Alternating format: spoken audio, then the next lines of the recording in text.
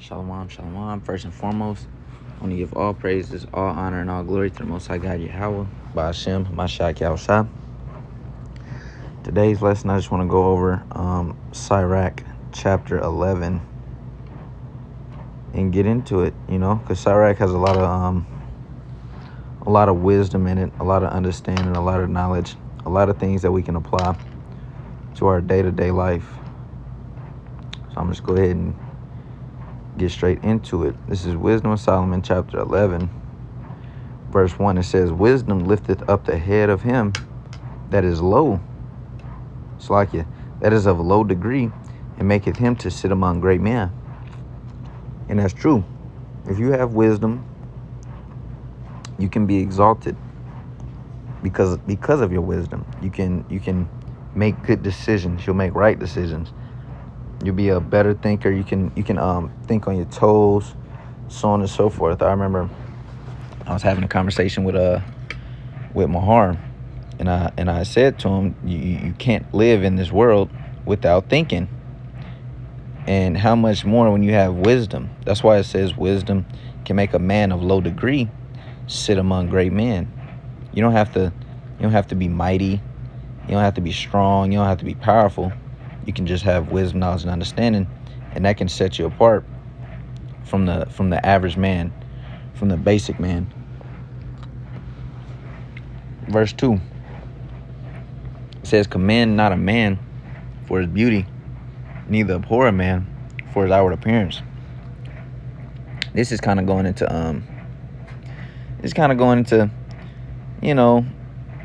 I want to say childish men.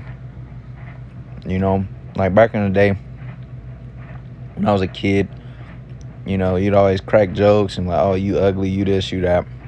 It's kind of more dealing with a childish man. Don't hate a brother or whatever, treat a brother a certain way because he's less appealing to the eye. This is not how it works. Verse 3 says, the bee is little among such as fly. The bee is little among such as fly, but her fruit is the chief of sweet things.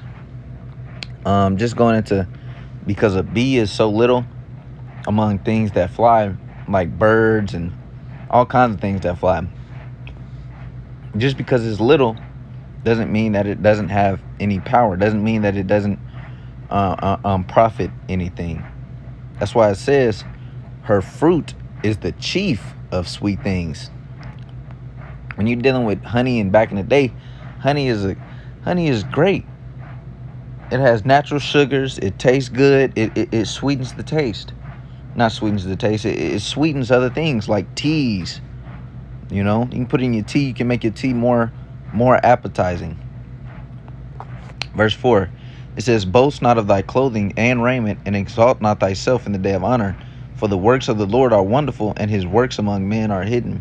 So, again, this is talking about more of a childish man. Men today, men in this era, they'll feel some type of way because they have on maybe Versace.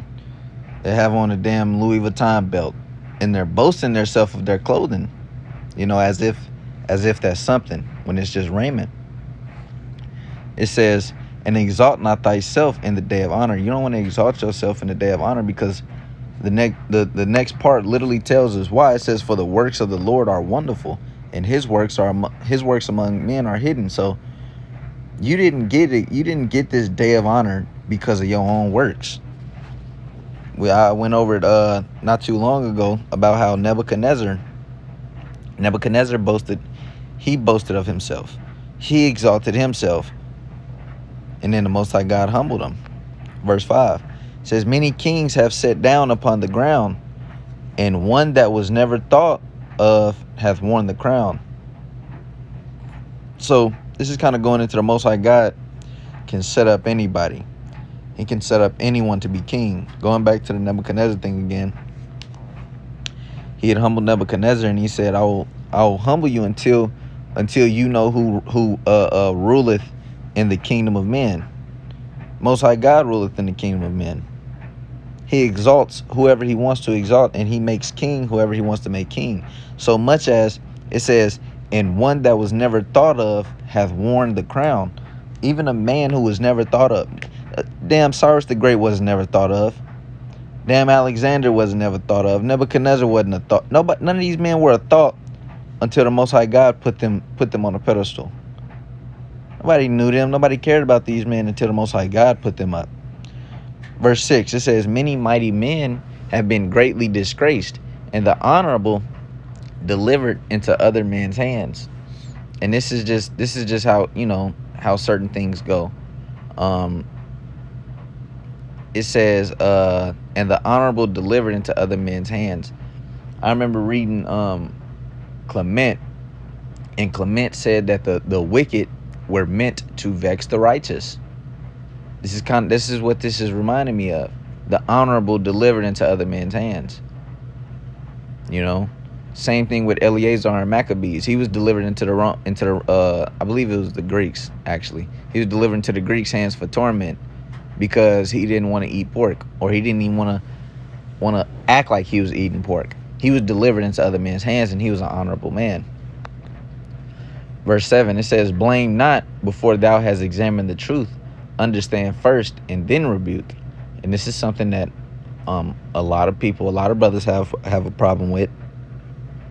They don't know how to examine the truth thoroughly before making an accusation or making a statement or speaking on something or talking about something that they know not. That's why it says understand first and then rebuke, then give a righteous judgment. Verse 8, answer not before thou hast heard the cause, neither interrupt men in the midst of their talk. Same, it's kind of going into the same thing. Don't give an answer before you heard the matter that this person is bringing. A lot of brothers, somebody get to talking and somebody be like, oh, so you talking about this? And it's like, no, hold on, And no, but you going into this, right? No, I'm not going into that. If you just give me 5 seconds, I can explain to you what I'm trying to tell you, what's going on. That's why it says neither interrupt men in the midst of their talk. That's just rude. You're not supposed to interrupt men. Verse 9, it says, strive not in a matter that concerneth thee not, and sit not in judgment with sinners. So you don't want to be a damn busybody or a talebearer or whatever. If somebody got some business going on over somewhere else, don't try to strive to be in a matter that doesn't concern you. This has nothing to do with you. Just mind your business. Just play your role. If somebody come to you and ask for your help, that's when you can, give some counsel. But just sit in the back and don't do that. It says, and sit not in judgment with sinners. You don't want to be amongst sinners and y'all all trying to come up with a judgment. What the hell are y'all trying to come up with a judgment for when these men aren't capable? These men are sinners themselves. These men would be hypocrites. And more than likely, if you're hanging with sinners, you're most likely a sinner yourself. That's scriptural. He that hangeth around wise men himself shall become wise. Verse 10, it says, my son, meddle not with many matters. For if thou meddle much, thou shalt not be innocent. And if thou follow after, thou shalt not obtain. Neither shalt thou escape by fleeing. So you don't want to be in many matters. You don't want to be the guy that's always, what's the move? The nigga that always asks, what's the move? That nigga trying to get into something. He trying to meddle in many matters. He's trying to figure out what can he do. He's bored. Or she's bored. That's what's going on. And you're not going to be innocent. Because you're going to end up getting into something and you you're going to mess around and catch yourself lying to someone. Or you're going to mess around. You're going to be in a sticky situation. And you're going to have to, not have to, but you're more than likely going to commit a sin doing such by meddling with many matters. And you're not going to be able to get out of it. You're just going to be caught up in it. Verse 11, it says, there is one that laboreth and taketh pains and maketh haste, and is so much the more behind. So there's people out here that labor, that toil, that do all these things, but yet they're still behind. This is scriptural. You can use us today. We're in captivity. We're always laboring. We're always doing this, and we're still behind. This is just how life goes sometimes, you know. But let's not forget verse 1. Wisdom lifteth up the head of him that is of a low degree, and maketh him to sit among great men. When we apply wisdom, the Most High God can actually put us up ahead. He can actually, hey, faith without works is dead. Also, works without faith is dead. Combine both of them, Most High God can put you up above. Verse 12, it says, again, there is another that is slow and hath need of help, wanting ability or lacking ability, and full of poverty. Yet the eye of the Lord looked upon him for good, and set him up from his low estate, and lifted up his head from misery, so that many that saw him from his let me read that over. And lifted up his head from misery, so that many that saw him from him is peace over all the prosperity and adversity, life and death, poverty and riches come of the Lord. That's weird. I don't like how it says the and then goes straight. I don't know. But actually, let me get the book. Let me get my actual book and see if it do that. Let me get the actual book and see if it just goes straight into that. Sirach 11. Okay. This in Sirach 11 in the book, verse 13 says, and lifted up his head from misery, so that many that saw it marveled at him. Okay, so yeah, this verse 13 right here, this is, if you go into your book, it actually show you what it's going into. It actually tell you what's going on. But I'm going to read verse 12 again. It says, again, there is another that is slow and hath need of help, wanting or lacking ability, and full of poverty. And that's many of us today. We're in poverty. We're lacking ability. There's people that need help, so on and so forth. It says, yet the eye of the Lord looked upon him for good, and set him up from his low estate. The Most High God can set you up. Even a man or a woman that was always lacking, that was always behind, that was always full of poverty, Most High God can still set you up. Verse 12 says again, not 12, verse 13, it says, and lifted up his head from misery, so that many that saw it marveled at him. Many are going to marvel and wonder, damn, how did the Most High, not even how the Most High, how did this man come from a low estate to now he has this, he has that, he's healthy looking, he's more fit, he's more strong, this, that, and the third. Verse 14, it says, prosperity and adversity, life and death, poverty and riches come of the Lord. All these things come from the Most High God. All these things. In Christianity, they'll tell you adversity will come from Satan. They'll tell you death come from Satan. They'll tell you poverty come from Satan. That's not true. The Most High God is a balanced God. Prosperity and adversity come from the Lord. Life and death come from the Lord. Riches, poverty and riches come from the Lord. It says, wisdom, knowledge, and understanding of the law are of the Lord. Love and the way of good works are from him. So I remember I heard this one time, this pastor said that Satan wants you to keep the law, statutes, and commandments. He says Satan wants you to keep the 10 commandments.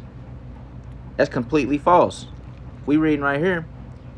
It says that the wisdom, knowledge, and understanding of the law are of the Lord. And it says, and the way of good works are from him. What are good works? Law, statutes, and commandments. Good works, faith. Good works, alms, loving thy neighbor. Those are all good works, and they're all from the Most High God. It says, error in verse 16, error and darkness had their beginning together with sinners, and evil shall wax old with them that glory therein. So if you glory in error and in darkness, it's just evil is just gonna wax old with you. It's gonna wax old with you. What does that mean? Evil is gonna come upon you. You know, it's gonna destruction. That's evil upon you. Why? Because you like to glory in error and in darkness. Error being sin, pretty much. Just like how these Christians love to glory in their sin. You know, they love to glory in their sin. They'll be the first to tell you, I'm the greatest sinner. I'm this and that. I'm a sinner. I've done this. I've done that. And God still loves me. And so on and so forth. And that's really not the case. That's really not the case. It's like I'm eating a exotic fruit that I had bought. I don't know if it's exotic, but it's exotic to me. I ain't never had it. It's weird. It's good though. But let's continue. Verse 17. It says, the gift of the Lord remaineth with the ungodly, and his favor bringeth prosperity forever. The gift of the Lord remaineth with the ungodly. Okay. So I believe that's a typo right there, because when you go into the book, when you go into the hardcover book, it says the gift of the Lord remaineth with the godly, and his favor bringeth prosperity forever. And that kind of that stumped me up a little bit, because I'm like, the gift of the Lord remaineth with the ungodly, and then it says, and his favor bringeth prosperity forever. I'm like, that doesn't make sense with the rest of the scriptures. But when you go into the actual book, it says his gift remaineth with the godly, and his favor bringeth prosperity forever. So when you're godly, the Most High God is going to have favor upon you, and he's going to bestow you with gifts in abundance. We're not talking about gifts and presents like the damn worldly sense. We're just talking about his blessings and his grace and his mercy. Verse 18, it says, there is that waxeth rich by his wariness and pinching, and this his the portion of his reward. So in the book it says, there is that waxeth rich by his wariness and pinching, and this is the portion of his reward. I'm gonna keep reading. It says, whereas he saith, I have found rest, and now will eat continually of my goods, and yet he knoweth not what time shall come upon him, and that he must leave those things to others and die. What does this mean? Weariness and pinching, meaning there's men who get rich by pitching pennies. You know, the Mr. Crab niggas that all, money. This is my money. I'm not even trying to spend it. I'm not finna spend it at all. I'm not finna do this. I'm not finna do that. I have to keep stacking my money. And there's people that do that. They keep stacking their money. They keep stacking their money. And they keep stacking their money to eventually, they don't even know, they're going to die one day, and those things are going to go to someone else. It's just going to go to someone else. You stacked all this money up for another man. You never even got to spend it. You never got to even do anything of it, and it's going to come to pass. He's going to say, I have found rest, and now will I eat continually of my goods. When it becomes too late. When he sits down and says, now I'll eat of my goods, it's too late. Because he doesn't know the time that shall come upon him, that he must leave those things to another and die. Verse 20, it says, be steadfast in thy covenant, and be conversant therein, and wax old in thy work. Meaning, continue in the law, statutes, commandments, pretty much.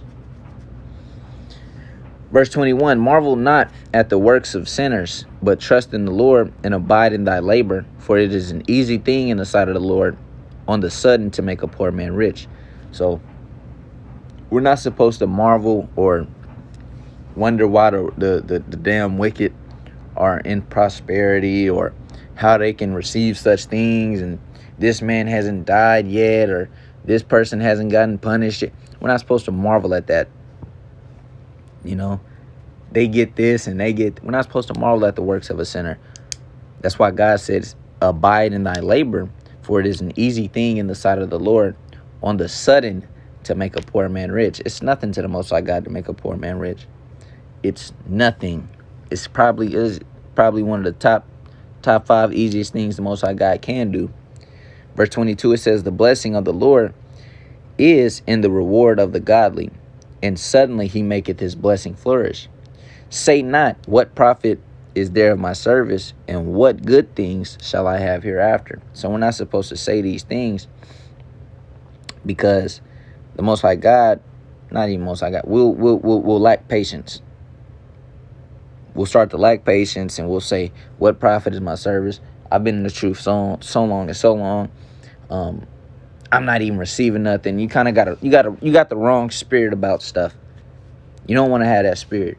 Verse 24, it says, again, say not, I have enough and possess many things, and what evil shall I have hereafter? You don't want to be the guy that has everything and say, nigga, what evil can come upon me? I have this, I have that, I have this. We can easily see what happened to Job. Job had everything. Then he had nothing. Nebuchadnezzar had everything. Then in a moment he had nothing.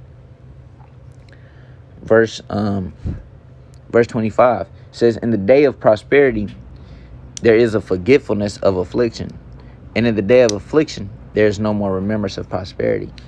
And this is basically, when you're on top, you forget about the bottom. When you're on the bottom, you forget about the top. You don't remember what it feels like to be on top. You don't remember what it feels like to have this or to have that.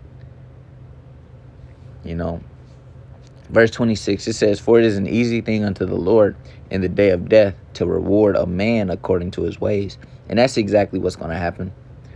In every man's day of death, he's going to reward you according to your ways, whether your ways are righteous or whether your ways are wicked. Verse 27, the affliction of an hour maketh a man forget pleasure, and his end, and in his end his deeds shall be discovered. The affliction of an hour make a man to forget pleasure. You'll forget what pleasure feels like just by 1 hour of affliction. This is how feeble we are, Verse 28, judge none blessed before his death, for a man shall be known in his children. Bring not every man into thine house, for the deceitful man hath many trains. You don't want to, I get it, you want to be helpful to your brother, but you don't want to just bring, this is wisdom. You don't just want to bring every man into your house. It says, for the deceitful man hath many trains. What does it mean, trains? It just means he has many things that he's going to bring. Brother may be a drunk. Brother may steal on the low. Brother may have illegal stuff in the house. Brother may be a drug addict. Brother may put his hands on his wife. He has so many things, and now you just brought all of that in your house. You got to deal with wisdom. Verse 30, it says, like as a partridge taken and kept in a cage, so is the heart of the proud. And like as a spy watcheth he for thy fall, for he lieth in wait and turneth good into evil. And in things worthy praise will lay blame upon thee. It says, of a spark of fire, a heap of coals is kindled, and a sinful man layeth wait for blood. Take heed of a mischievous man, for he worketh wickedness, lest he bring upon thee a perpetual blot. You want to take heed, of course, of a mischievous man, because he's mischievous. He can get you caught up into something. Next thing you know, you're doing something that you didn't really want to do. Next thing you know, you're probably damn near in sin, and that can end up with a perpetual blot. Or he can ruin your name just by him. Verse 34 says, receive a stranger into thine house, and he will disturb thee and turn thee out of thy own.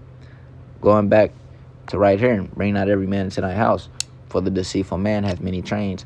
A man you're not really well acquainted with, a man you don't really know, you bring him in your house, it can disturb you. It can disturb you so much that you'll want to leave your own house. But with that, I want to give all praises, all honor, and all glory to the Most High God, Yahweh, Ba'ashem, Hamashiach, Yahweh Shah. I want to say Shalom.